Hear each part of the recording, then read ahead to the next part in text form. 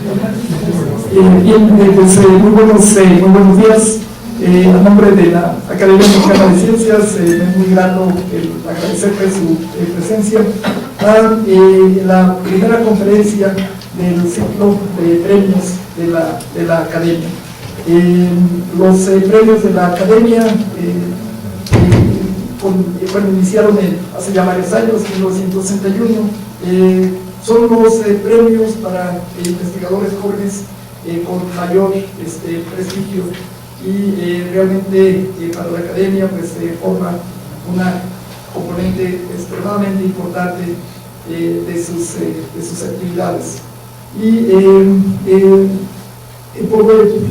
Organizamos este ciclo para realmente pues, darle la visibilidad que los premios requieren, y es muy grato el que nuestro primer conferencista y premio de la Academia es el doctor Eric Velázquez García, y le agradecemos muchísimo el que acepte esta invitación y ser el iniciador del ciclo. Les agradecemos también mucho el que vengan aquí a la sede de la Academia. La intención en las siguientes conferencias es el tener otras sedes en diferentes puntos en el país, fuera de la zona metropolitana de la Ciudad de México. Entonces vamos a tener un calendario a lo largo de todo el año con las diferentes conferencias en diferentes lugares, con toda la intención de que la Academia llegue a otros espacios. También aprovecho para agradecerle a todos los que nos están escuchando por videoconferencia. Muchas gracias por conectarse, y esperamos que usemos de una manera mucho más eficiente estos medios electrónicos para poder tener una mayor difusión. Y agradecemos mucho al doctor Renato González Mello, director del Instituto de Investigaciones Técnicas de la UNAM, por hacer la presentación del conferencista, y esperamos que esta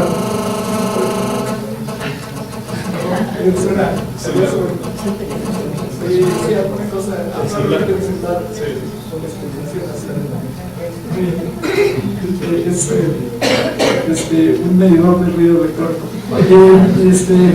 Pues muchas gracias, y sin más preámbulo, entonces vamos a iniciar con la conferencia, y muchas gracias, Renato.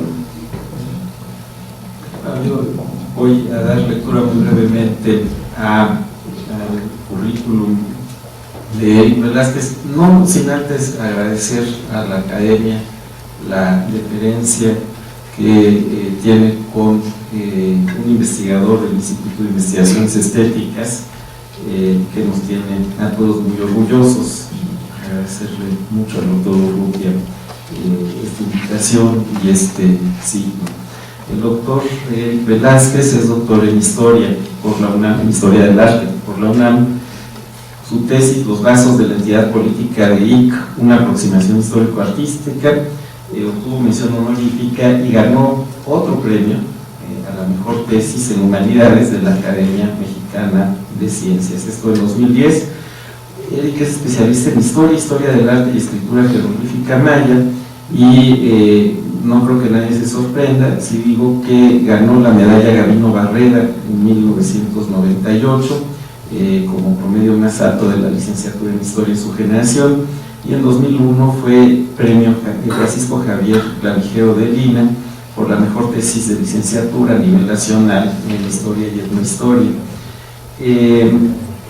Ha tenido muchos premios.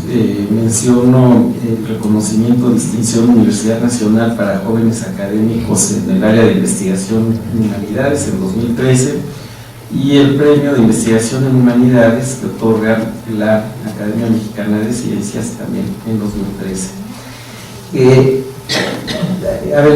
Él terminó, obtuvo la medalla Gabino Barrera en 98, terminó su carrera en 96 y ejerce la docencia desde 1997. Es evidente que esto tiene mucho que ver con su especialización en la epigrafía maya, y esto a su vez lo ha llevado a ser profesor en los Maya Hieroglyphic Workshops de la Universidad de Texas en Austin entre 2006 y 2009. Es miembro del Consejo Interno del Instituto de Investigaciones Estéticas, es SNI 2, y tiene nivel C en el programa de primas al desempeño de la UNAM. Además tiene un proyecto PAPIT de la UNAM. Fue organizador en 2013 del evento internacional La Gramatología y los Sistemas de Escritura Mesoamericanos, y además es coeditor de la revista Maya Studies, que se edita entre la UNAM, la Universidad Comenius de Bratislava y la Missouri State University de Estados Unidos. Yo quisiera terminar agregando algo muy claro para quienes tenemos la fortuna de trabajar con él. Eric es un compañero de trabajo entrañable, además de la enorme lucidez de sus planteamientos, que seguro van a ser de interés de todos. Bien, muchas gracias.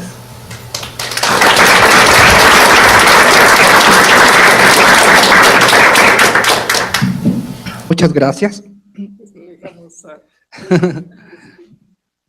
Me siento muy honrado por estar aquí este día, esta mañana, inaugurando este ciclo de conferencias de la Academia Mexicana de Ciencias, y agradezco profundamente al doctor Jaime Urrutia por esta invitación, a quien tuve el honor de conocer hace algunos años, en el año 2011, y aunque somos de diferentes áreas de la investigación, el de las ciencias, yo de las humanidades, tenemos algo en común, que nos hermana, que es el mundo maya, porque pues uno de los grandes proyectos del doctor Jaime Urrutia consiste en la investigación del cráter de Chicxulub, aquel meteorito que hoy sabemos cayó hace 65 millones de años en la península de Yucatán, y eso nos une.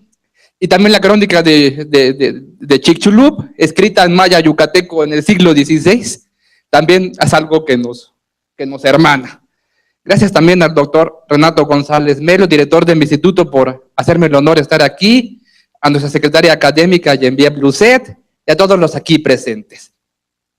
El día de hoy voy a tratar de introducirles en una ciencia que es poco cultivada en México, lamentablemente, pero necesitamos enfocarnos más en ella, porque tenemos una gran riqueza cultural, arqueológica, filológica que estudiar, y necesitamos armarnos de los métodos adecuados para poder acercarnos a esa realidad del pasado, del pasado indígena, que si no conocemos los métodos adecuados, simplemente nos rebasa, y no podremos aprenderla, no podremos asirla.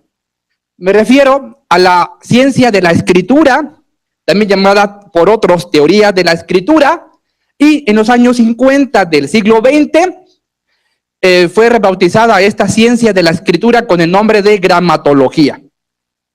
Y es de lo que vamos a hablar el día de hoy. ¿Para qué sirve la gramatología? Y cómo los sistemas de escritura precolombinos de América se pueden analizar también desde el punto de vista gramatológico, porque todos los sistemas de escritura que el hombre ha creado, aunque son diferentes en naturaleza, en signario, aunque representan idiomas distintos y fueron a veces usados por culturas que no tuvieron nada en común, todos tienen los mismos recursos, las mismas bases, inclusive la escritura que nosotros empleamos todos los días de herencia latina, como vamos a ver en un momento más. Así empezamos con los fundadores de nuestra ciencia, la ciencia de la escritura o gramatología. Como muchas de nuestras ciencias modernas, esta ciencia comienza en Europa en el siglo XVIII. Vamos a ver a los padres fundadores de esta ciencia.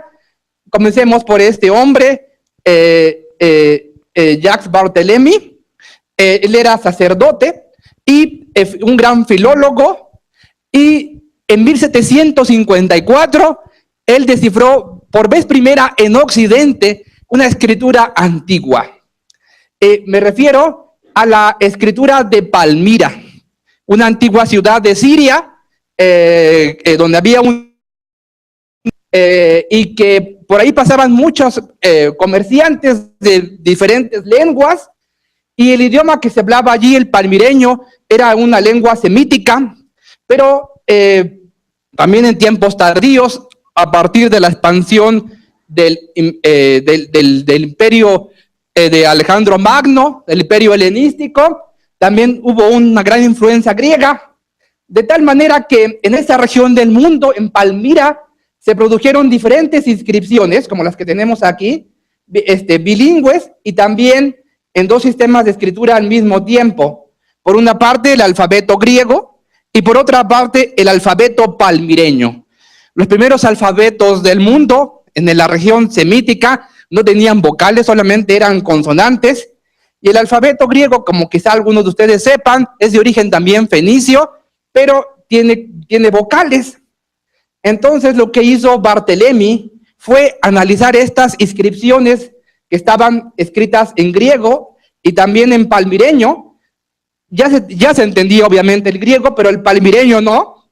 Y encontrando los patrones recurrentes de expresiones, que generalmente son nombres propios, nombres de personas, de lugares, nombres propios, él pudo reconocer las secuencias como aquí, amasis o amances, y luego aquí lo tenemos inverso, porque la escritura palmireña se lee de derecha a izquierda. Pudo reconocer diferentes patrones repetitivos. Aquí tenemos esto a lo que nos vamos a acostumbrar en esta conferencia. Este primer paso se llama transliteración. Consiste en colocar uno por uno de los grafemas o signos escritos en nuestro alfabeto latino, uniéndolos con guiones cortos. La meta de la transliteración es representar lo que está escrito, que no necesariamente lo que está escrito es lo mismo que nosotros leemos. Y recordemos, por ejemplo, cuando escribimos la abreviatura etc. lo leemos etcétera. Así que es muy importante distinguir entre esos dos niveles de la expresión escrita, lo que está escrito y lo que se leía. Y abajo tenemos estos cuatro signos. Si ustedes ven, esta es la M palmireña, se repite aquí la M palmireña, y la Sh también de Palmira. Está escrito aquí el mismo nombre propio. Son textos concordantes, son textos sinópticos, solo que están escritos en dos idiomas diferentes y en dos sistemas de escritura diferentes. Desde entonces, desde el siglo XVIII, se comenzó a reconocer, pues, gracias al trabajo de Barthelemy, la importancia de los biescritos. Este es un biescrito, es un texto sinóptico, tiene el mismo contenido en dos sistemas de escritura diferentes, uno que podemos entender y el otro no. Ustedes saben que el biescrito más famoso de la historia de la humanidad es la piedra Rosetta, que todavía no se descubría en 1754, pero Barthelemy fue uno de los precursores y uno de los fundadores de nuestra ciencia. El segundo sistema de escritura que fue descifrado es el de los persas del Segundo Imperio, de la Cuarta Dinastía. Es la llamada escritura persa sasánida, que también es una escritura de tipo alfabético, consonantal, que no tiene vocales, que también se lee de derecha a izquierda, como tenemos aquí un breve texto de la escritura persa sasánida, desarrollada entre el año 226 y el 653 más o menos de nuestra era. Y fue otro francés, Silvestre de Sacy, que vivió también en el siglo XVIII y principios del siglo XIX, quien en 1787 comenzó a estudiar los nombres propios en las inscripciones de esta dinastía, gracias a que también había escritos en los cuales se podía auxiliar. Por una parte, la escritura persa sasánida, que estaba en lengua pahlavi, era el idioma de los antiguos persas, y por otra parte, había también textos en arameo, o una lengua semítica que acompañaba a estas inscripciones, que eran sinópticas, el mismo método que siguió Barthelemy, de estudiar los nombres propios, justamente porque contiene la misma secuencia de grafemas, suponiendo que son textos simultáneos, uno que podemos entender y el otro no, sencillamente el razonamiento es el que sigue.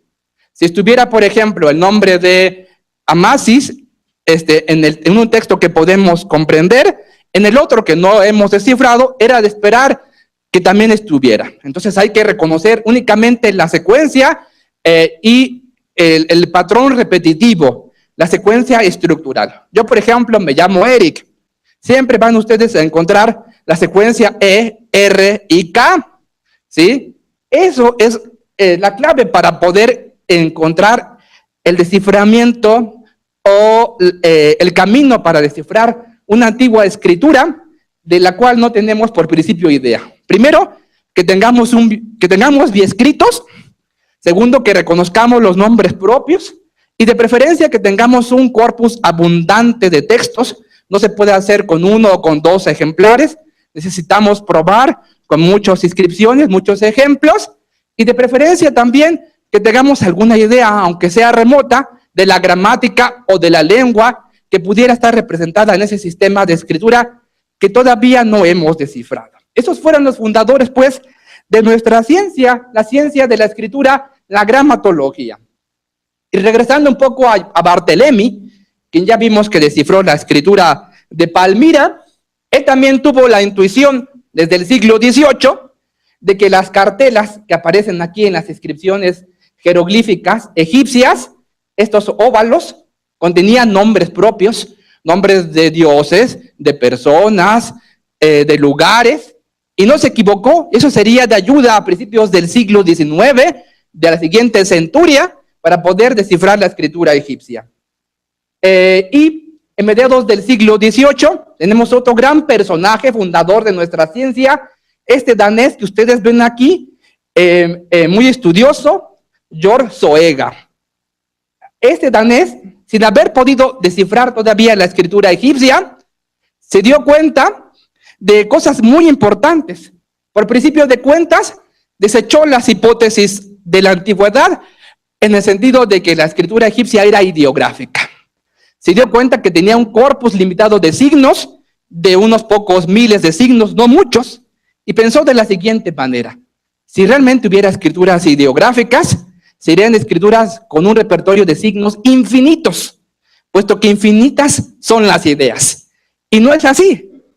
Entonces tuvo la intuición de que la escritura egipcia no representaba ideas, representaba palabras completas, frases enteras, con un orden gramatical, y así la ciencia de la escritura en el siglo de las luces, en el siglo XVIII, se fue desprendiendo de esas hipótesis neoplatónicas que concebían a sistemas supuestos de escritura que representaban ideas abstractas, místicas, ¿no? Y ahora se iba por el terreno lingüístico, perfilando hacia una definición de las escrituras a nivel universal como sistemas de registro que se especializan en representar el lenguaje verbal, la gramática de los idiomas.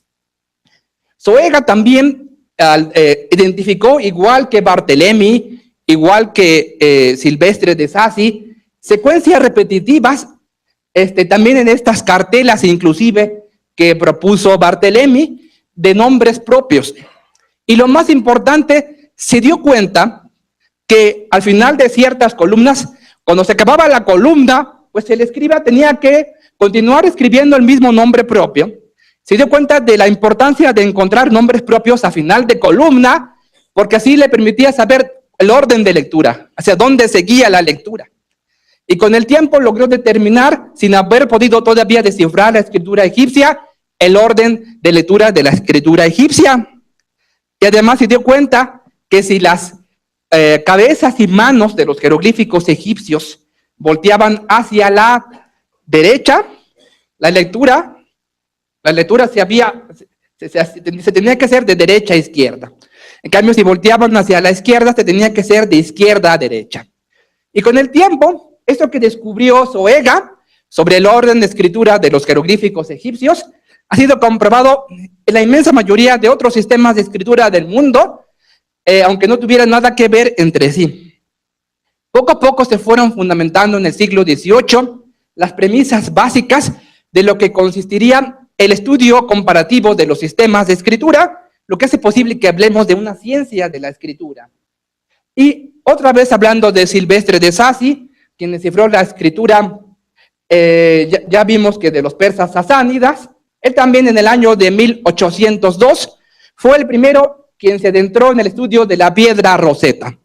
Esta inscripción muy conocida, el biescrito más famoso de la historia de la humanidad, encontrada en la expedición napoleónica a Egipto en el año de 1799, es un decreto del rey Ptolomeo V, de esta dinastía helenística que habitaba en Alejandría, en Egipto, un decreto escrito en 2 idiomas y en 3 sistemas de escritura distintos. Hay que distinguir entre sistemas de escritura e idioma. ¿Cuáles son los 2 idiomas? Primero que nada, el egipcio antiguo, escrito en 2 sistemas de escritura, jeroglífico egipcio y demótico. Y el segundo idioma es el griego, escrito en el tercer sistema de escritura, que es el alfabeto griego. Igual que ya había razonado Bartolomé y el propio Silvestre de Sassi en su estudio sobre la escritura persa sasánida, era de vital importancia encontrar las secuencias de los nombres propios.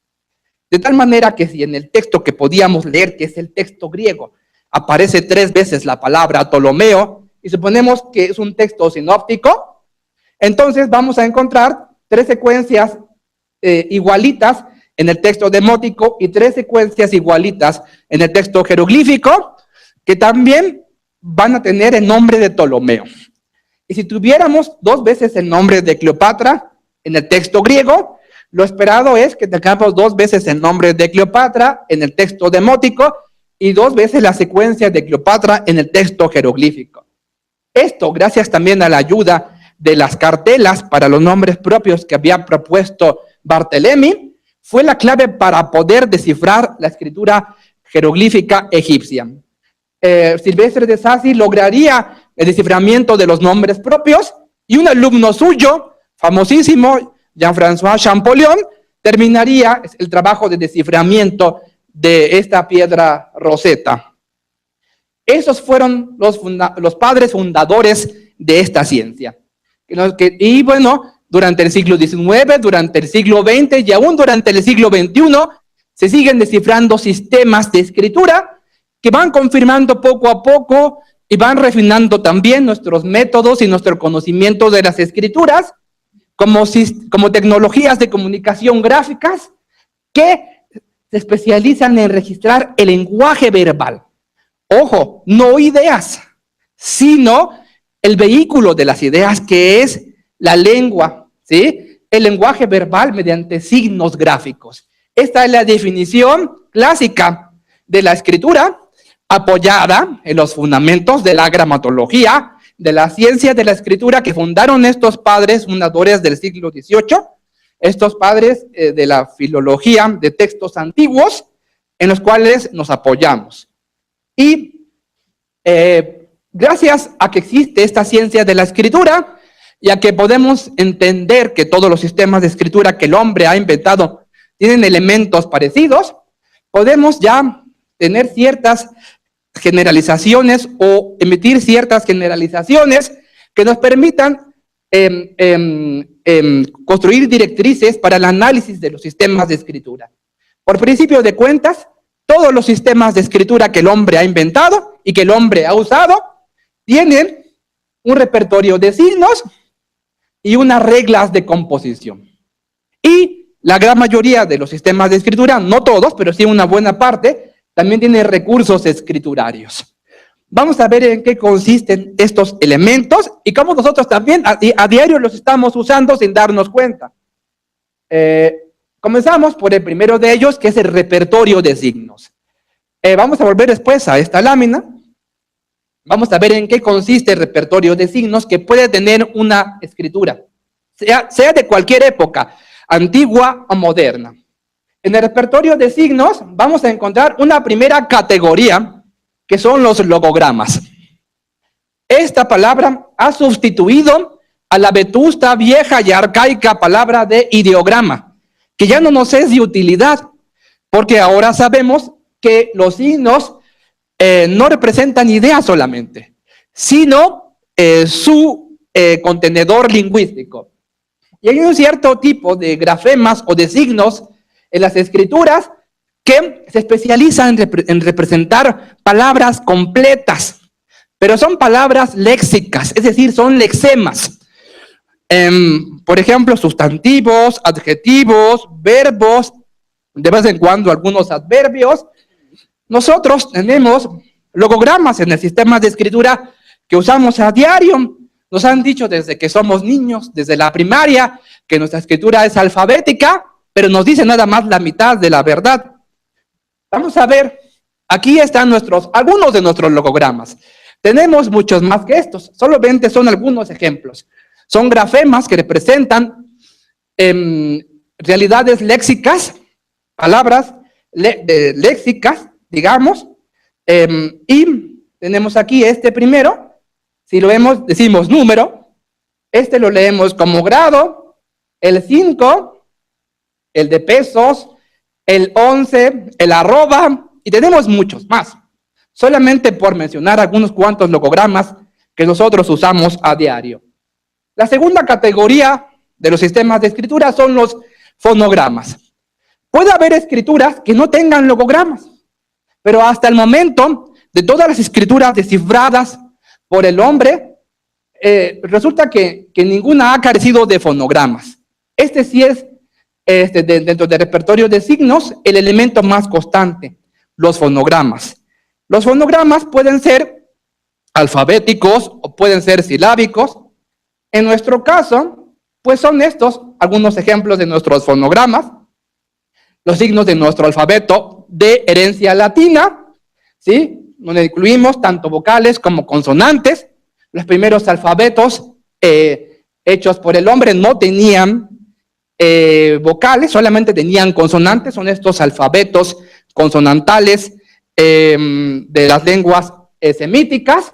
Y fueron los griegos quienes les pusieron vocales cuando el alfabeto fenicio llegó a Grecia, pero también cuando el alfabeto fenicio llegó a Cartago. Los cartagineses también le llegaron a poner vocales al alfabeto fenicio en el norte de África, esta civilización de Cartago. Nuestra escritura ya con vocales es heredera del alfabeto griego. Y también tenemos otra tercera categoría en los sistemas de escritura, que son los determinativos semánticos. Esta categoría nos es más difícil de entender porque nosotros no la tenemos. No usamos determinativos semánticos. Pero hay muchas escrituras del mundo que sí los usan. Y una de las que más los usan es la escritura china. Ellos le llaman a esos determinativos semánticos, le llaman radicales semánticos. Son signos que no tienen valor logográfico ni fonográfico. Pero si la lectura es ambigua, si podemos llegarnos a confundir entre dos acepciones para el mismo término, entonces entra en juego el determinativo semántico que nos dice, esta palabra tiene sentido aproximado de. Son signos que no tienen lectura alguna, pero que nos ayudan a comprender, a especificar la acepción exacta de lo que está escrito fonéticamente, sobre todo en aquellas palabras homófonas, ¿sí? Yo lo he puesto así porque no tenemos nosotros en nuestra escritura determinativos semánticos. Otro elemento de las escrituras, de los repertorios de signos, son las marcas diacríticas. Nosotros tenemos dos tipos de marcas diacríticas, que son la diéresis y el acento ortográfico. Son signos que tampoco tienen lectura por sí solos, y unidos a los sonidos de los fonogramas, nos especifican elementos prosódicos, como de entonación, tono, pronunciación, etcétera. No tienen significado ni lectura por sí solos, pero son de gran ayuda en los fonogramas para determinar rasgos prosódicos. Y finalmente, los signos auxiliares. Con eso terminamos el repertorio de signos. Los signos auxiliares, nosotros tenemos una gran cantidad. Ahí tenemos algunos cuantos ejemplos, como la coma, el punto y coma, el punto, los dos puntos y seguido, el guión bajo, los corchetes, los paréntesis, y otros muchos más, incluyendo los signos de admiración, de interrogación, y el más importante de todos los signos auxiliares creados por el hombre, que es el espacio ortográfico. El espacio ortográfico es una conquista de la historia de la escritura. No crean que es algo que se dio de inmediato, es algo que poco a poco los sistemas de escritura, sobre todo los alfabéticos, fueron desarrollando, primero de una manera aleatoria y después de una manera más sistemática, y es un signo como tal, el espacio ortográfico. Vamos a ver cómo estos mismos elementos pueden encontrarse en otros sistemas de escritura del mundo y también de Mesoamérica. Aquí nosotros vemos ya una cosa. En el repertorio de signos hay 5 categorías posibles, pero casi ninguna escritura tiene los 5. Nosotros carecemos de determinativos semánticos. Puede haber escrituras que nada más tengan 2 de estas 5 categorías, o que tengan 3, o que tengan 4, pero casi ninguna tiene los 5. Aquí vemos algunos ejemplos de logogramas en escrituras del mundo. Vamos a acostumbrarnos otra vez a el paso de la transliteración. Lo tenemos aquí arriba con negritas y abajo en itálicas tenemos la transcripción. La diferencia es que en el paso de arriba tenemos lo que está escrito y en el paso de abajo tenemos lo que se leía. Tenemos el logograma Duk en sumerio, en escritura cuneiforme sumeria, que significa jarro. O tenemos los logogramas de la escritura egipcia no tenían vocales.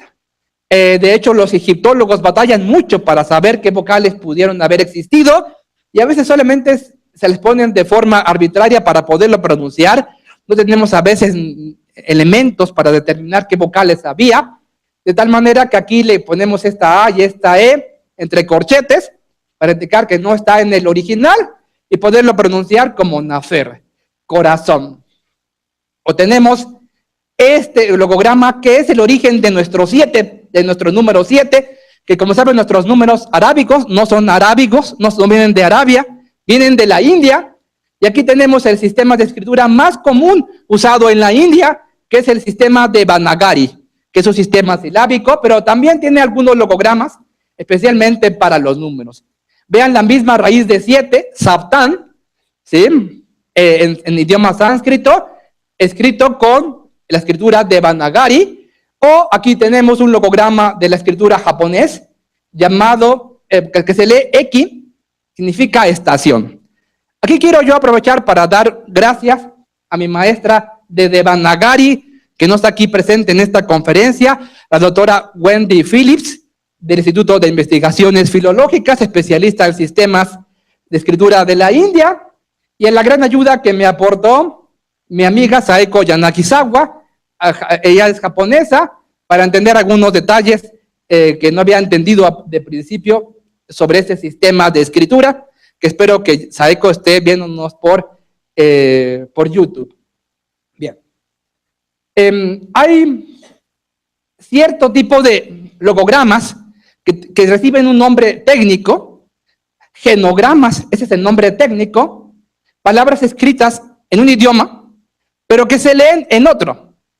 Y aquí tenemos esta secuencia muy común en inglés, ¿sí? LB, que obviamente si hacemos la transliteración, nos queda como dos letras del alfabeto, L y B, y al hacer la transcripción, vemos que realmente viene de la palabra castellana libra. Lo que pasa con los hablantes de inglés es que cuando ven esto, lo leen como un solo logograma, no lo leen como 2 letras del alfabeto, sino lo leen como un logograma ligado, ¿sí? Y lo leen pound.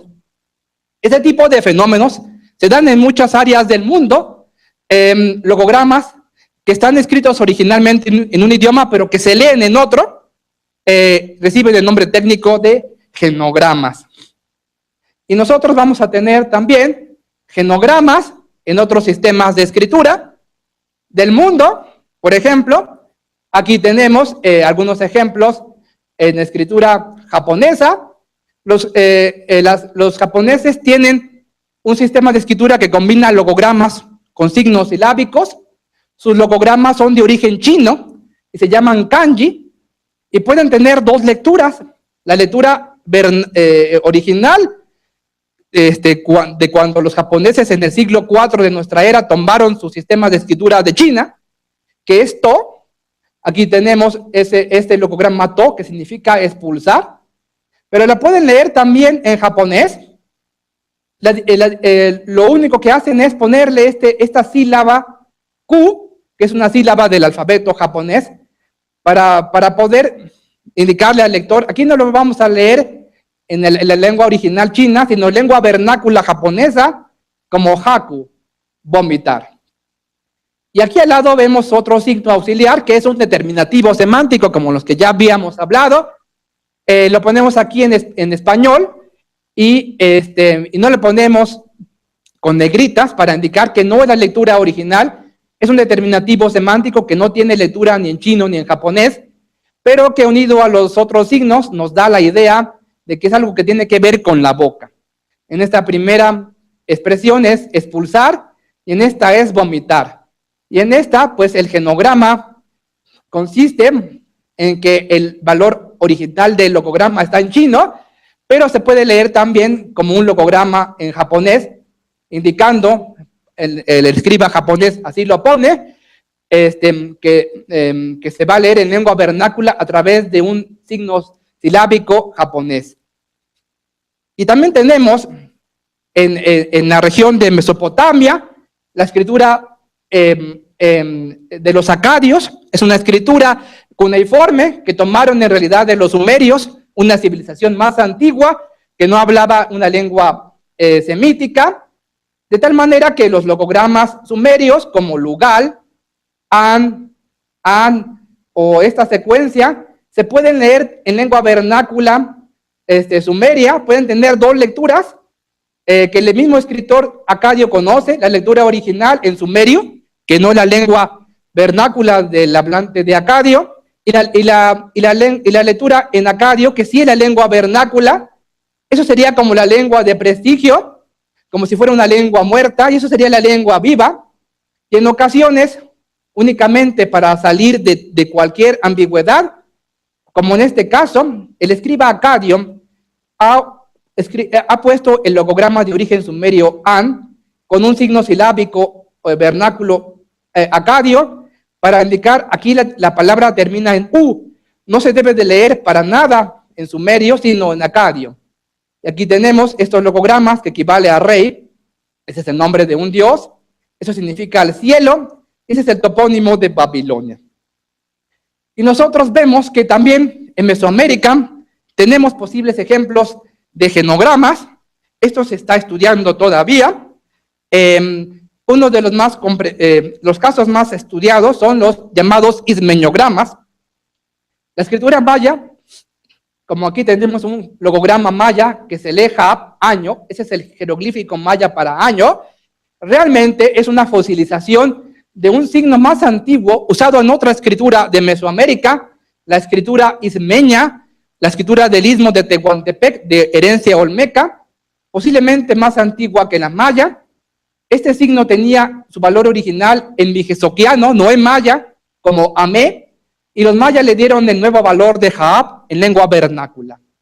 También tenemos estos interesantes ejemplos descubiertos por Jesper Nielsen y Christoph Helmke, un par de colegas que trabajan en Dinamarca, del jeroglífico para guerra o conquista, el jeroglífico maya, que todavía no sabemos bien cómo se lee, posiblemente es el verbo hub, abatir o derrumbar, y su equivalente en escritura teotihuacana, que ni siquiera sabemos aún qué idioma hablaban los teotihuacanos. No sabemos si uno es un genograma del otro, o si ambos tienen un tercer precursor, un precursor común, no lo sabemos aún. Y en tiempos tardíos tenemos el desarrollo de la escritura jeroglífica náhuatl, que al parecer se fue desarrollada a partir del repertorio de signos de los mixtecos. Aquí tenemos el logograma Yucu, que es el cerro en mixteco, Ñuté, que significa arena, y como estos son posibles genogramas que los escribas nahuas usaron, dándole su propio valor vernáculo, ya no como yucu, cerro, sino como tepe, cerro, ya no como ñute, arena, en mixteco, sino como xal, la raíz de la palabra arena en náhuatl. Y bueno, así como también tenemos logogramas en las escrituras de Mesoamérica, también hay fonogramas. Seguimos con el repertorio de signos. Los fonogramas pueden ser como nuestro alfabeto, signos consonantales o signos vocálicos, como los que tenían ya, de hecho, los antiguos egipcios, que tenían consonantes. Aquí tenemos la N egipcia. O podemos tener signos silábicos con una estructura vocal más consonante, como en babilónico, o podemos tener otros signos vocálicos con una estructura consonante más vocal, como en el silabario Devanagari de la India, o en el silabario hiragana japonés. A este tipo de signos silábicos que terminan en una consonante se le llama silabogramas cerrados, porque terminan en una consonante. Y a los otros signos que terminan en vocal se le llaman silabarios abiertos, porque terminan en una vocal, simplemente. Ahí vemos algunos ejemplos de fonogramas en la historia antigua. Tenemos el alfabeto cuneiforme de Ugarit, una ciudad que está en la costa mediterránea de Siria, al norte del actual Líbano. Allí se utilizaba una escritura cuneiforme, pero con un alfabeto de tipo consonantal, y lo tenemos aquí, el alfabeto ugarítico. Estamos en los fonogramas. O podemos tener silabarios de tipo abierto, de vocales o consonantes más vocales, como el silabario persa antiguo de la época de Darío o de Ciro, que es un silabario consonante más vocal, como otros silabarios que tenemos, digamos, como el silabario de los mayas, o como el silabario de los nahuas, que vamos a ver en un momento más, que son de este tipo, consonante más vocal, o como los silabarios japoneses también, que en su mayor parte son consonante más vocal. Los japoneses tienen dos silabarios, el hiragana, para escribir palabras japonesas, y el katakana, para escribir palabras extranjeras y onomatopéyicas. Pero en ambos casos sus silabarios son predominantemente abiertos, consonante más vocal. O tenemos silabarios más complejos, como el silabario acadio, u otros de la región, como el babilónico, el asirio, que tenemos una combinación de signos silábicos abiertos, consonante más vocal, y de signos silábicos cerrados, vocal más consonante. Son silabarios más complejos porque tenemos fonogramas abiertos y cerrados. Los fonogramas, igual que nuestras letras del alfabeto, no tienen significado alguno, solo tienen valor de lectura. Eso es lo que los diferencia de los logogramas. Y bueno, pues en lo que se sabe de Mesoamérica, tenemos la escritura jeroglífica maya, que tiene un silabario de tipo abierto. Aquí tenemos el ejemplo del signo silábico ba, en la escritura jeroglífica maya, del signo silábico hu, o de la escritura jeroglífica náhuatl de reciente modernización. Realmente el precursor en el desciframiento de este sistema de escritura azteca o náhuatl vivió en el siglo XIX, se apellidaba Obam, pero fue sistematizado las ideas de Obam, el posible desciframiento de la escritura jeroglífica náhuatl que comenzó Obam, y también José Fernando Ramírez en México en el siglo XIX, tuvo muchos escollos, y se llegó a pensar durante el siglo XX que realmente los escribas nahuas no tenían una escritura como tal, sino tenían una protoescritura o tenían una escritura ideográfica, hasta que en años recientes un colega español, Alfonso Lacadena, que trabaja en la Universidad Complutense de Madrid, pudo sistematizar con un ojo clínico de tipo gramatológico basado en la ciencia de la escritura, que el trabajo que habían hecho Obam y José Fernando Ramírez en el siglo XIX era válido, solo que había que ponerlo al día con los métodos modernos de la gramatología. Vamos a ver en un momento el silabario que propuso Alfonso Lacadena y que otros epigrafistas están siguiendo. Los primeros análisis de Alfonso Lacadena sugerían también que el silabario de los náhuatl era de tipo abierto, consonante más vocal. Y aquí tenemos en la siguiente lámina, vamos a tener un silabario maya actual, más o menos reciente, con todas estas casillas. Aquí tenemos las vocales, A, E, I, O, U, y las consonantes, de tal manera que tenemos ejemplos para la sílaba ba, o para la sílaba ju, o para el signo silábico na, o para el signo silábico i. A veces nada más se ha localizado una variante, y a veces, por ejemplo, aquí para ma, tenemos 4 variantes diferentes para escribir el mismo sonido. Eso no nos debe de extrañar.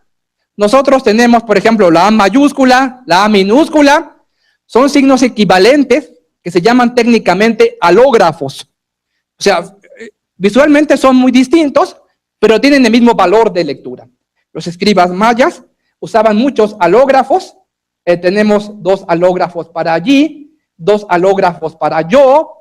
Aquí tenemos 4 alógrafos para nu, etc. Es un silabario abierto, como el silabario de los persas cuneiformes, inclusive el silabario que ya hablamos, los 2 silabarios que se usan en Japón, el hiragana y el katakana, los silabarios que se han descubierto en Anatolia, el hitita cuneiforme, o el hitita jeroglífico, o el mismo silabario chipriota, o lineal B micénicos, también son de este tipo, silabarios de tipo abierto, consonante más vocal.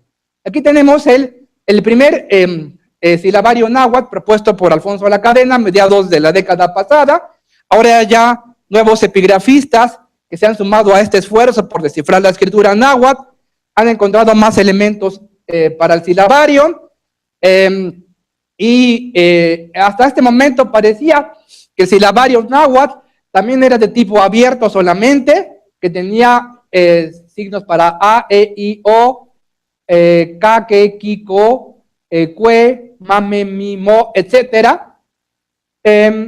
Y vamos a ver que en años más recientes, en el año 2013, dos investigadores que han seguido con el tema del desciframiento de la escritura náhuatl, la guatemalteca Margarita Kosich Bielman, que trabaja en México, que está en un posgrado de la UNAM, y el canadiense Mark Sender, cada uno por su cuenta, han descubierto que los escribas náhuatl también tenían un pequeño repertorio de signos silábicos cerrados, vocal más consonante.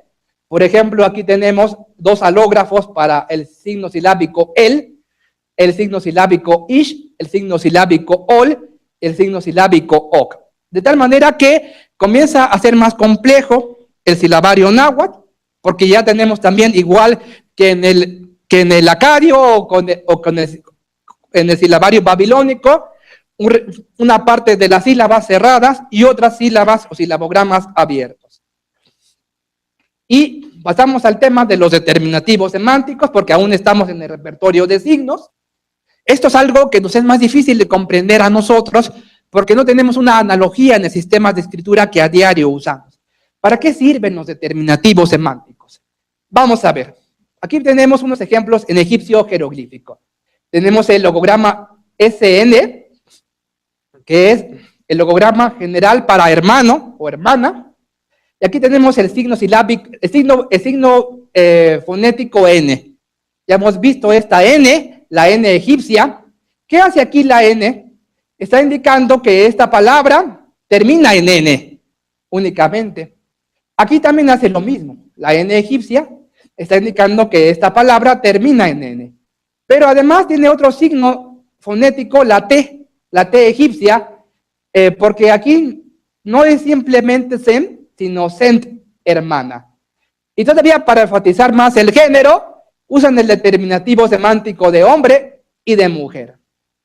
Estos 2 signos no tienen lectura en egipcio, no son logogramas, no son fonogramas. Es nada más para enfatizar que esto es hermano y esta es hermana. ¿Sí? Es la función de los determinativos semánticos. Vamos a ver este caso de determinativo semántico para boca en la escritura japonesa. Aquí lo tenemos en todos estos casos. Es un signo que no tiene valor de lectura en japonés. Por eso lo ponemos aquí en la transliteración con español.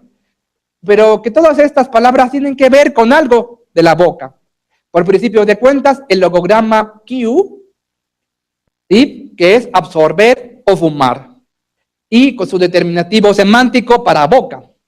Luego, el logograma de origen chino To, que es expulsar, que ya vimos, con su determinativo semántico que tiene que ver con algo que ocurre en la boca. Y el mismo signo, pero con un signo silábico de silabario hiragana japonés, el signo silábico Ku, consonante más vocal, para indicar, aquí no se lee en chino, se lee en lengua vernácula japonesa, haku, vomitar, pero otra vez aquí el determinativo semántico porque es una palabra que tiene que ver con la boca. O aquí tenemos el logograma sake, gritar, con un signo silábico japonés, otra vez del silabario hiragana japonés, consonante más vocal, diciéndonos esto se lee en lengua japonesa como saki, gritar, es algo que también tiene que ver con la boca. Y finalmente, aquí tenemos el signo logográfico na, con otra vez este mismo signo ku que se repite, porque aquí la lectura es naku en japonés, piar o chillar, que tiene que ver con la boca. En este caso, más bien con el pico de una ave. Entonces, esa es la función de los determinativos semánticos.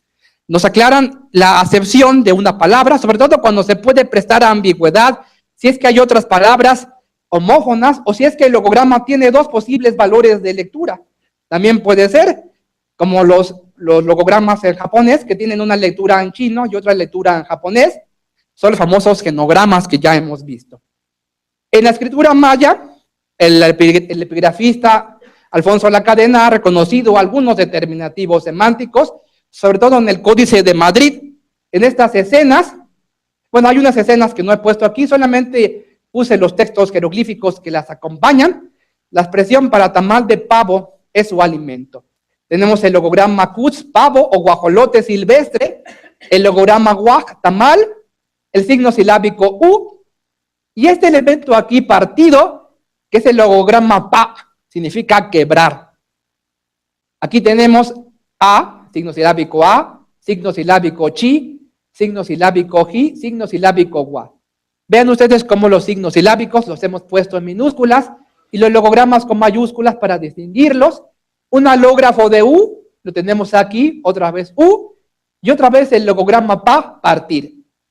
Pero resulta que la palabra pa no solamente significa partir o quebrar, también significa alimento. Y para poder señalar que aquí no se lee tamal de pavo es su quebradura o tamal de venado macho es su partidura, ¿sí? Es que el escriba maya le ha puesto el determinativo semántico de comer, que es este personaje con la boca muy abierta, ¿sí?, exageradamente abierta, es un determinativo semántico para comer. Y entonces aquí la acepción de pa ya no es quebrar o romper, sino alimento. Para eso se usan los determinativos semánticos, para aclarar posibles ambigüedades en la traducción, en la comprensión de palabras, que pueden estar escritas con el mismo logograma, pero que realmente son palabras distintas homófonas. Y luego también tenemos el tema de las marcas diacríticas. Recordemos nuestro acento ortográfico, nuestra diéresis, son signos que no inciden en el significado, sino en la prosodia. Los mejores ejemplos quizá los tenemos en el silabario abugido de la India, o los silabarios abugidos de la India, como el silabario de la escritura de Devanagari. Ese tipo de silabarios de la India, en la India actualmente se utilizan 17 sistemas de escritura diferentes, pero todos tienen cosas en común porque todos tienen un origen también común. Son silabarios abiertos, consonante más vocal, pero la característica de los silabarios de la India es que la vocal siempre es A. Nunca es E, nunca es I, nunca es otra que no sea A, aunque la consonante sí puede variar. Aquí tenemos un fragmento de silabario de Devanagari, de los hindúes de la India, que todavía se utiliza. Si el escriba tiene necesidad de representar otra vocal que no sea A, lo que utiliza es una marca diacrítica. Por ejemplo, aquí está K, tenemos el silabograma K, y aquí tenemos una diacrítica que sirve para convertir esta A en una U. Y luego un puntito que sirve para ponerle un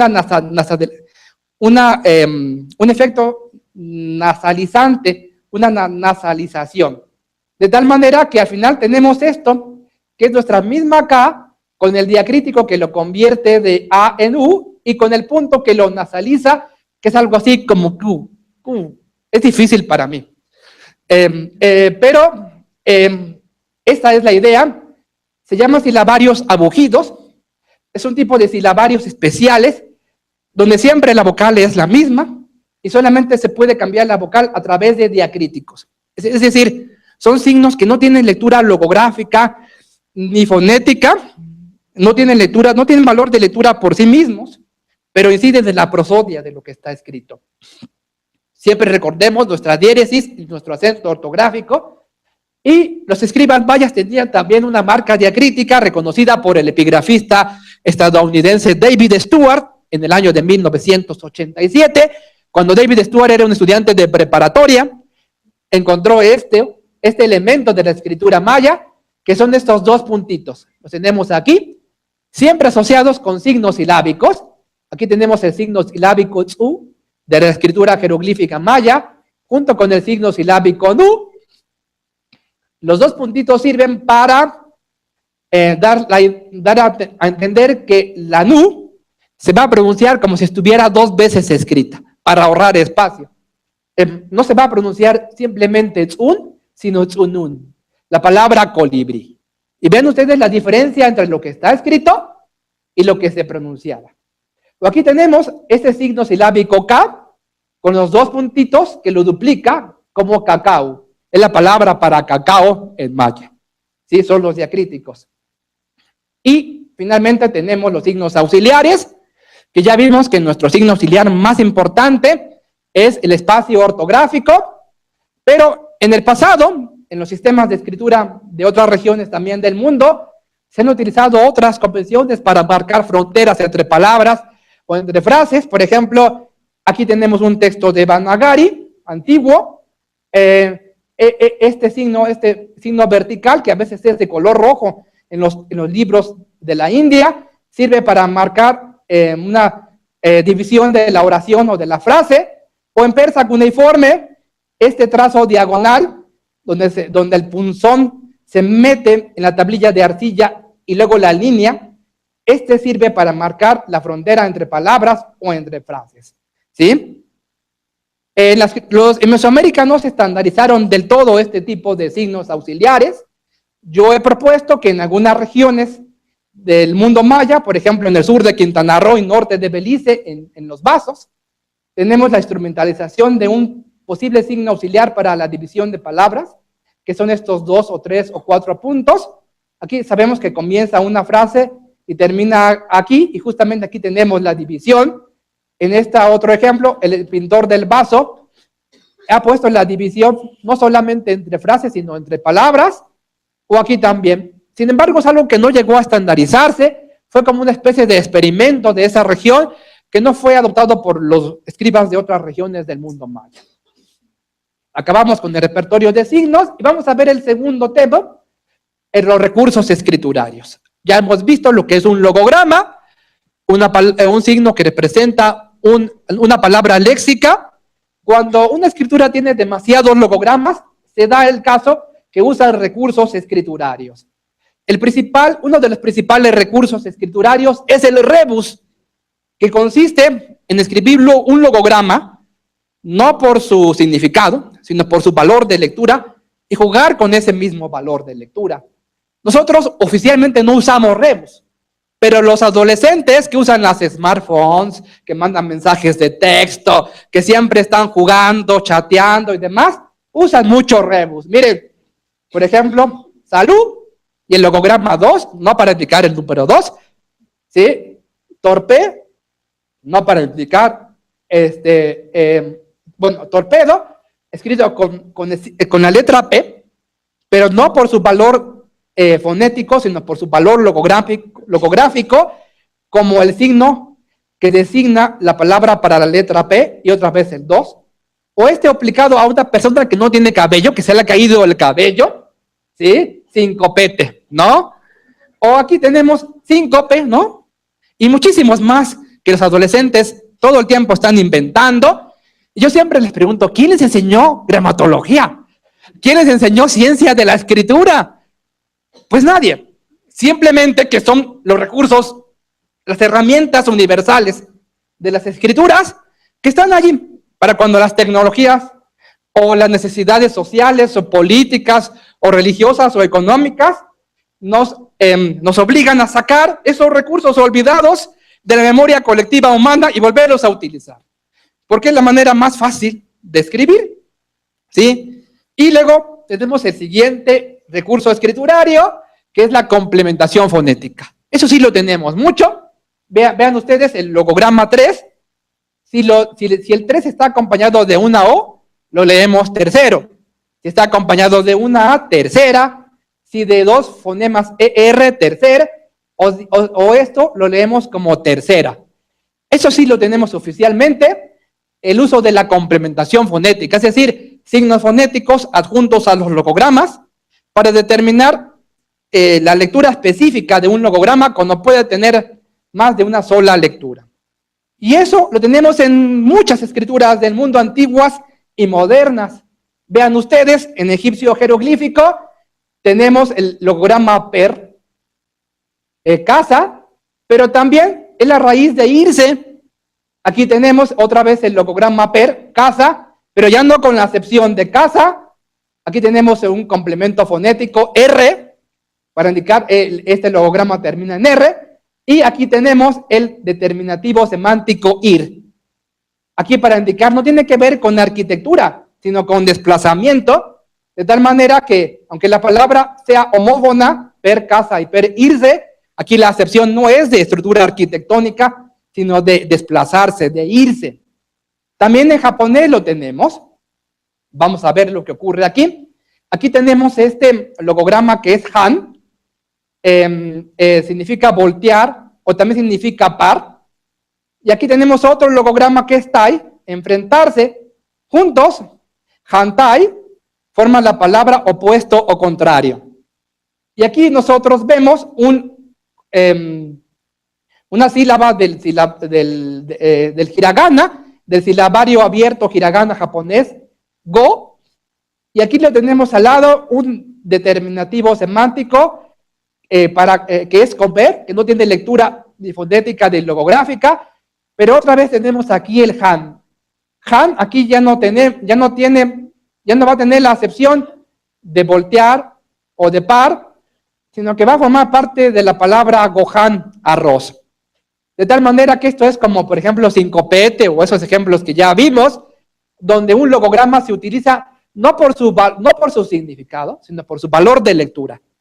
Si su significado original es voltear o par, han, aquí está ya en un contexto donde va a ayudar a escribir la palabra arroz, que es gohan. ¿Sí? Tenemos pues el tema del rebus y también tenemos el tema de rebus en Mesoamérica, que es bastante común. Tenemos este logograma. El rebus solamente se usa con logogramas, ¿eh? Una vez alguien me preguntó, ¿cómo puedo hacer un rebus con un signo fonético? No se puede. Los rebus nada más van con logogramas. Y aquí tenemos el logograma tzak, que quiere decir agarrar. Es una mano agarrando un pez, pero también significa conjurar o invocar. Y tenemos la frase utzakau, él conjuró al dios. Eso es en el caso maya. Y en el caso de los nahuas, tenemos aquí el logograma ikpa, que es hilo, la madeja de hilo, para indicar no la palabra hilo, sino la palabra sobre, ikpatepet, arriba del cerro. Y también tenemos, muchas gracias, algunos posibles ejemplos del tema de rebus en la escritura mixteca, donde hay muchos, pero muchos logogramas. Este rebus fue identificado hace varias décadas por la investigadora Mary Elizabeth Smith. Tenemos dos signos, el A y ñuté. Ya hemos visto ñuté significa arena, el logograma ñuté, en estos tres casos que significa arena, y el A que tiene dos significados, esta palabra boca, pero también lugar. Y en estos casos la boca no quiere decir boca de arena, sino lugar arenoso o lugar de arena. Es un rebus en la escritura mixteca. Y en el tema, pues, de los recursos escriturarios, también incluye la complementación fonética como tercero, tercera, estos que ya vimos con el caso que nos ocupó con el 3, los tenemos en otros sistemas de escritura. Ven ustedes, aquí tenemos el logograma golondrina, en la escritura jeroglífica egipcia, con este elemento que ya hemos visto, el signo silábico R, para indicar la palabra termina en R. O el logograma Hasus, en hitita cuneiforme, con un signo silábico cerrado us, para indicar la palabra se debe de leer Hasus, rey. ¿Sí? O aquí tenemos este logograma en la escritura china, que tiene dos posibles valores de lectura. Guhai, que es cultivo, y nin, que quiere decir cosecha. Pero si el escriba le pone un complemento fonético, nin, ya tenemos esta combinación que descarta totalmente el valor de Guhai y ahora se lee simplemente como nin, cosecha. Y en el caso japonés tenemos exactamente lo mismo, el mismo signo que tiene dos posibles valores de lectura, como a y como nobu, son palabras que significan subir, pero aquí se va a leer agaru, puesto que está con complementos fonéticos ga y iru, y aquí noboru, porque tienes este signo al final, ru. De tal manera que esos recursos son importantes en muchos sistemas de escritura que tienen un abundante uso de logogramas. Y en Mesoamérica tenemos lo mismo. Tenemos un logograma chan, que significa cielo, con un signo silábico na, para indicar que no se lee chaná, sino simplemente se lee chan, que la palabra termina en n. O aquí la cabeza del dios de la lluvia, chak, con un complemento fonético ki, para indicar que la palabra termina en K, o aquí la palabra para cabellera desaliñada, papa. ¿Cuántos aquí tienen la cabellera desaliñada? Les quedaría este logograma, con esta bandera que es un signo silábico, pa, es un complemento fonético, para indicar, esto se lee papa, la raíz del topónimo Papantla, o aquí tenemos este logograma que es tehuilo, que es vidrio o cristal, con este signo T. Este signo lo tenemos en el escudo nacional, no sé si se han fijado, es el signo silábico T, lo tenemos en la bandera mexicana, allá está como complemento fonético de Tenoch, Tenoch es el nopal, y aquí está como complemento fonético de tehuilo, para indicar, eso se lee tehuilo, que comienza con T. Y también, bueno, recientemente en el año 2013, el epigrafista muy activo Alfonso Lacadena ha descubierto un recurso escriturario muy propio de Mesoamérica, que es la escritura redundante de logogramas homófonos. No sabemos todavía por qué lo hacían, pero hay casos así. Por ejemplo, en maya tenemos la variante logográfica de kin, más otra segunda variante en forma de cabeza también kin. Simplemente se lee kin, que significa sol, día, fiesta o destino. No se lee kin, se lee nada más kin. O dos formas de ajau, ajau, que significa señor o gobernante, con este de arriba, también significa señor o gobernante. Aquí, por cierto, tenemos este signo wa, que es un complemento fonético para indicar que la palabra termina en la W, ajau.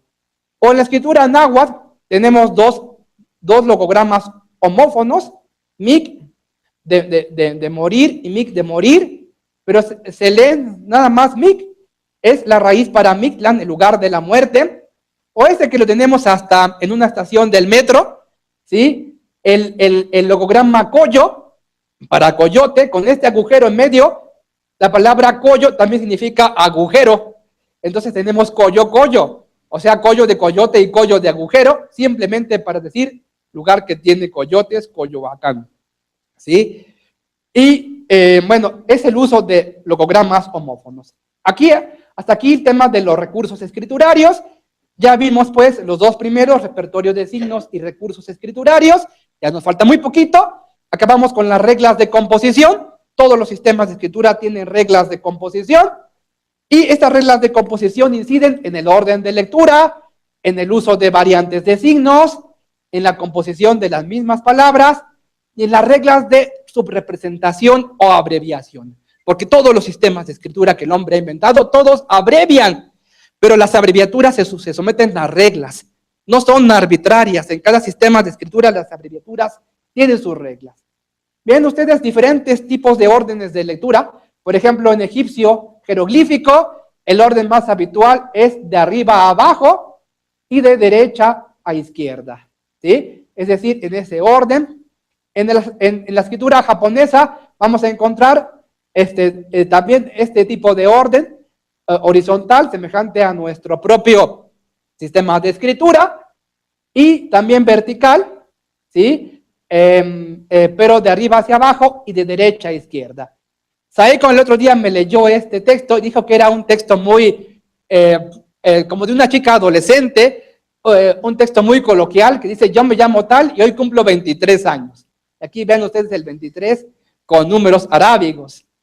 O aquí tenemos una inscripción lubita jeroglífica de Anatolia, de la civilización hitita, y en este caso, esta parte de arriba se lee de derecha a izquierda, y aquí vemos que se ve de izquierda a derecha, y las cabezas están volteando hacia la izquierda, porque se lee de izquierda a derecha, pero aquí abajo, las cabezas ya están volteando hacia la derecha, porque se lee de derecha a izquierda. Y otra vez las cabezas voltean hacia la izquierda, porque se lee de izquierda a derecha. Aquí las cabezas de los jeroglíficos se invierten, ya están volteando hacia la derecha, porque se lee de derecha a izquierda. Este fue el principio que descubrió el danés Zoëga del siglo XVIII en el caso de la escritura egipcia, y se ha comprobado en casi todos los otros sistemas de escritura del mundo, incluyendo los de Mesoamérica, como las cabezas de los jeroglíficos, si voltean hacia la derecha, es porque la lectura es de derecha a izquierda, y si volteas hacia la izquierda es porque la lectura es de izquierda a derecha. Eso yo lo he explicado muchas veces y siempre me asombro. Y ya ven ustedes un ejemplo en Devanagari, ¿sí? Que bueno, va a ser siempre así, y lo tenemos así, de izquierda a derecha, de izquierda a derecha, de izquierda a derecha.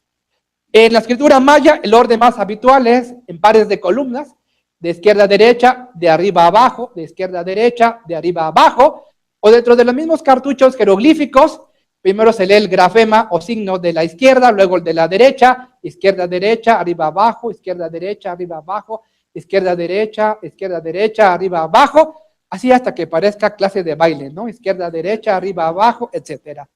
Pero también tenemos otro tipo de orden de lectura en la escritura maya, que es por yuxtaposición. Vean ustedes, esto se lee Kujul, Bakul, Ajau. Aquí ustedes me dirían, aquí primero leíste el de la izquierda, bien, pero luego leíste el de abajo y luego el de arriba. No, no fue así, sino que primero leí el de enfrente y luego el de atrás. Lo que ha pasado es que el logograma Bak, hueso, se yuxtapone sobre el logograma Ajau, nada más deja ver la parte de arriba. Entonces en la escritura maya también tenemos el orden de lectura por planos, de enfrente hacia atrás. En la escritura náhuatl no hay un orden estandarizado, aunque lo más habitual es de abajo hacia arriba, como por ejemplo en estos casos de el fonograma E, el logograma EKA, aquí como complemento fonético de viento, el logograma TSIN y el fonograma KO, o aquí tenemos el fonograma A, signo silábico A de agua, esos dos pajaritos que son TO, el signo silábico TO, y la misma ollita de Ko. Casi siempre es de abajo hacia arriba, pero a veces tenemos ejemplos a la inversa, de arriba hacia abajo, como estos dientitos que son el signo silábico Tla, el signo silábico Ma, el logograma Sin, que ya vimos, y abajo el signo silábico O de la olla. Y en cuanto al uso de variantes de signos, ya hemos visto cómo los escribas mayas tenían alógrafos, muchos signos para allí, muchos signos para Ma, etcétera. Eso se da en muchas escrituras del mundo. Los alógrafos, por ejemplo, en la escritura de Devanagari de la India, tenemos dos alógrafos para Ja, signos distintos, pero que tienen el mismo valor de lectura. O en este del alfabeto protosinaítico, tres alógrafos para Ede.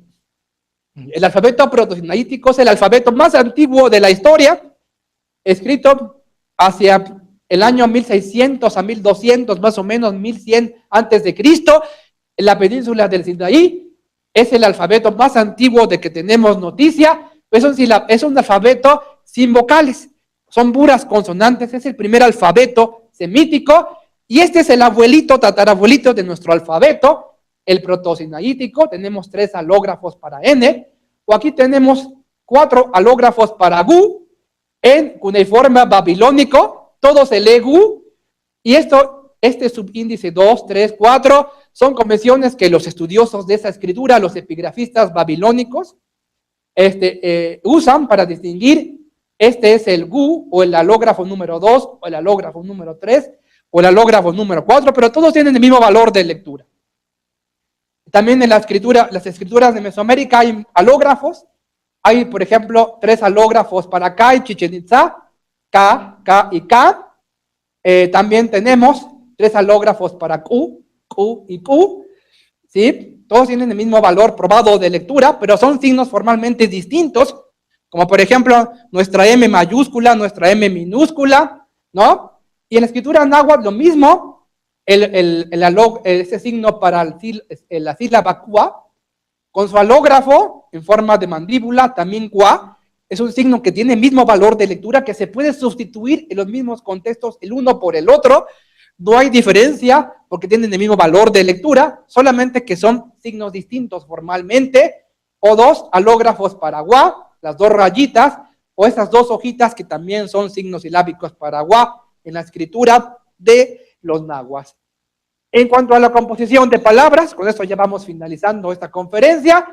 Los sistemas de escritura pueden redactar sus frases o componer sus palabras únicamente usando logogramas, como en el caso de este ejemplo, logograma Ten, logograma Mon, logograma Gaku, que forman este concepto Tenmogaku, astronomía.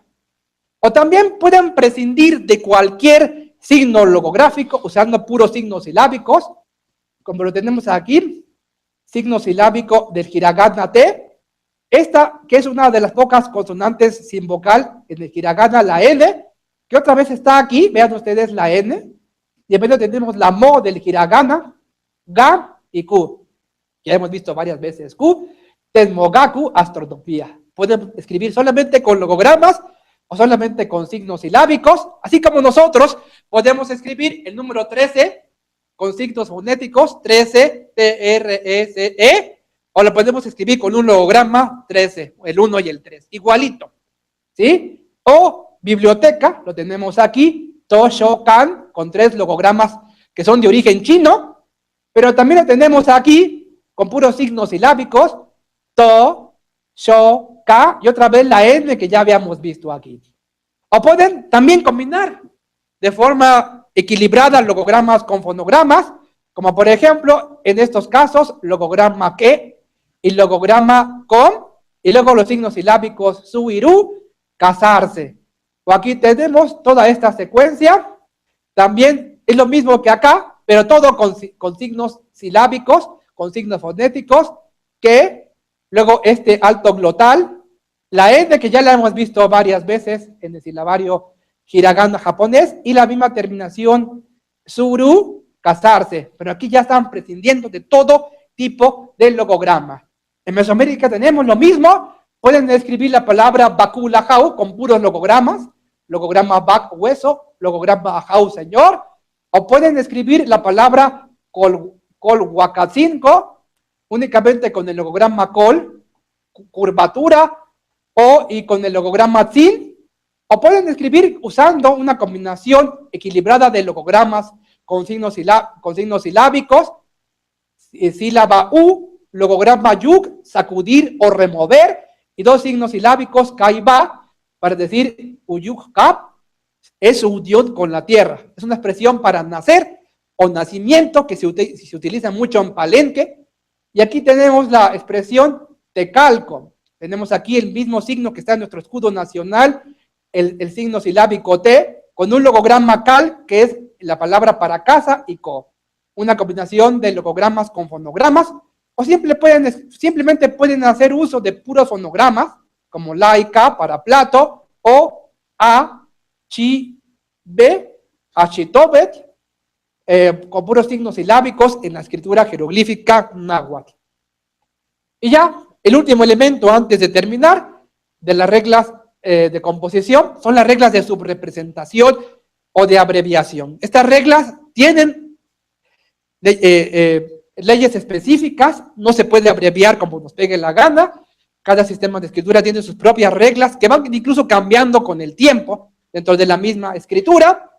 Las más comunes son, por ejemplo, la síncopa y la apócope. Aquí tenemos ejemplos del silabario chipriota, que está en griego antiguo, de la isla de Chipre. Es un silabario abierto, consonante más vocal, pa y to, realmente para faistos. Y lo que tenemos es que a la hora de hacer el paso de la transcripción, vamos a encontrar como que tenemos que restituir por evidencia lingüística la S en medio, que se abrevió por síncopa, en medio de la palabra, y la S al final, que se abrevió por apócope, al final de la palabra.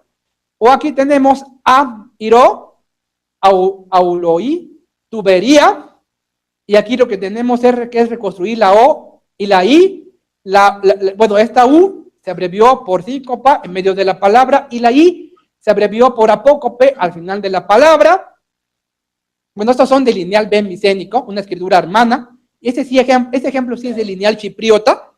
Ambos están en griego. Esto en la isla de Creta y en el Peloponeso, básicamente, en el mar Egeo. Y esto en la isla de Chipre, el silabario lineal chipriota, ambos en griego antiguo. Tenemos la secuencia de signos A, Po, To, Lice, que realmente lo que le ha faltado es esta aspirada glotal H, Ja, Japtolis, la ciudad. Lo que hizo aquí el escriba es abreviar, pero no escribió, lo que abrevió fue la primera consonante, esta H, y ese tipo de abreviatura se conoce técnicamente como aféresis. En el caso de las escrituras de Mesoamérica, se ha dicho que no hay aféresis, nada más hay síncopa y apócope. Por ejemplo, en medio de la palabra están abreviando por síncopa. Tenemos este signo silábico sho, con este logograma T. Realmente es la palabra solté, que requiere restituir una L en medio, abreviando por síncopa. O la palabra para varón, ajo, que realmente lo que está haciendo el escriba maya aquí es quitarle la M por apócope. Esta abreviatura al final de las palabras, que ya vimos que se llama apócope, también puede recibir el nombre de suspensión. Y luego también lo tenemos en los escribas nahuas, el caso de Atotolco, tenemos Atotoco, tenemos aquí la abreviatura de la L en medio de la palabra por el recurso de síncopa, o aquí tenemos la abreviatura a final de la palabra por apócope o suspensión. Lo único que tenemos escrito es aquí el signo silábico pi y el signo silábico a. Y la glosa en caracteres latinos del siglo XVI nos dice que el escriba lo leía piastlan, de tal manera que toda la parte final hay que restituirla entre corchetes porque está abreviada por apócope o suspensión. Y bueno, en años recientes, el epigrafista ruso Albert Davletshin ha descubierto algunos ejemplos de aféresis en la escritura jeroglífica náhuatl, por ejemplo, en el Códice Xolotl, donde de vez en cuando hay frases un poco más largas que nombres propios. Aquí tenemos un retrato de Maxtla, y de un personaje tepaneca. Aquí dice tepaneca, el signo silábico T y el signo silábico A, y el logograma Maxtla, que eran los enemigos del rey Nezahualcóyotl, que querían asesinarlo, y esta frase, que es el signo silábico Mi, con el logograma Nezahual Ayuno y el logograma Coyo, está escrito como Ni Nezahualcoyo. Y Albert Davletshin ha propuesto que esto se leía Shik Bikti Nezahualcoyo. Mata a Nezahualcoyo, es lo que le está diciendo a Maxtla. Y luego este personaje, que otro tepaneca, le está diciendo otra cosa de aquí de la palabra. Cholo, el logograma Cholo, Nezahualcoyo, le está diciendo Xoloc Nezahualcóyotl. Nezahualcóyotl escapó, o sea, ya no es posible matarlo. Y bueno, con esto ya terminamos. Fue una charla un poquito larga, yo sé que estuvo densa, quizá para la mayoría de ustedes sea la primera vez que tienen un acercamiento a esta ciencia de la escritura o gramatología, pero espero haberles dejado al menos la impresión de que esta ciencia es válida, de que existe, que la necesitamos para estudiar los sistemas de escritura de Mesoamérica, del México antiguo, nuestro propio bagaje cultural, nuestro propio patrimonio arqueológico y filológico, y es en lo que estoy yo, bueno, una de las cosas en las que estoy, porque también hago otras más. Muchas gracias a todos por su atención.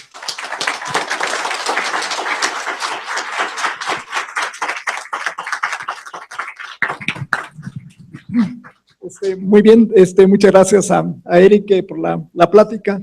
Y bueno, ya como comentó, nos hemos alargado un poco, entonces, si alguien tiene un par de preguntas máximo, podemos hacerlo. Muy bien.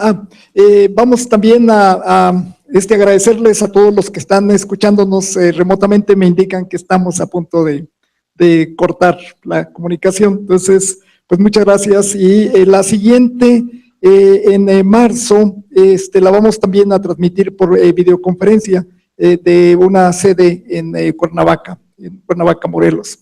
Entonces, muchísimas gracias a todos y los esperamos para las siguientes.